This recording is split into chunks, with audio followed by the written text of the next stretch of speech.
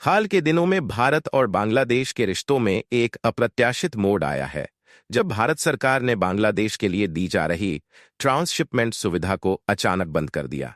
यह सुविधा बांग्लादेश के लिए एक आर्थिक रीढ़ की हड्डी बन चुकी थी, जिसके माध्यम से वह अपने उत्पादों को भारत के बंदरगाहों और हवाई अड्डों के रास्ते तीसरे देशों जैसे अमेरिका, मिडल ईस्ट और यूरोपीय देशों तक पहुंचाया करता था।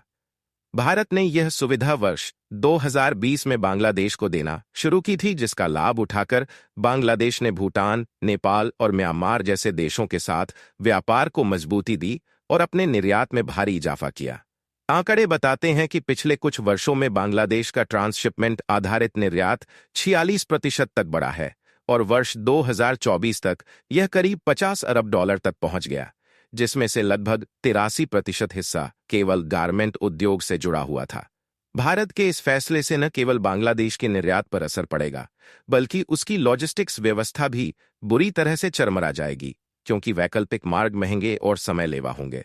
हालांकि भारत ने इस कदम के पीछे औपचारिक तौर पर कारण बताया कि दिल्ली, मुंबई और कोलकाता जैसे ट्रांजिट हब पर अत्यधिक भीड़ होने और घरेलू व्यापारियों को होने वाली दिक्कतों को देखते हुए यह निर्णय लिया गया। लेकिन जानकारों का मानना है कि यह केवल सतही कारण है। असली वजह कहीं अधिक राजनीतिक और कूटनीतिक है। दरअसल हाल ही में बांग्लादेश के कुछ नेताओं द्वारा भारत के खिलाफ की गई बयानबाजियों और विरोधात्मक रवैये ने भारत को यह सोचने पर मजबूर कर दिया कि वह अपने संसाधनों को ऐसे देश के लिए क्यों खोले जो सार्वजनिक रूप से भारत को आंख दिखाने की कोशिश कर रहा है। नोबेल विजेता यूनुस द्वारा भारत की नीति की आलोचना और बांग्लादेश की सरकार का बार बार चीन या अन्य विरोधी गुटों के साथ मिलकर भारत विरोधी संकेत देना, इन सभी ने मिलकर भारत के धैर्य की सीमा को लांघ दिया।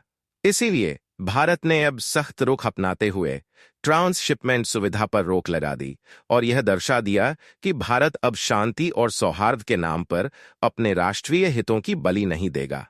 इस फैसले की गंभीरता तब और भी बढ़ गई जब खबर सामने आई कि बांग्लादेश से 4 ट्रक जो भारत में प्रवेश करना चाहते थे, उन्हें भारतीय सीमा पर ही रोक दिया गया और लौटने के लिए विवश कर दिया गया। यह केवल एक व्यापारिक अवरोध नहीं था, बल्कि एक बड़ा राजनीतिक और रणनीतिक संदेश भी था कि भारत अब किसी भी पड़ोसी देश की गलत हरकतों को बर्दाश्त नहीं करेगा।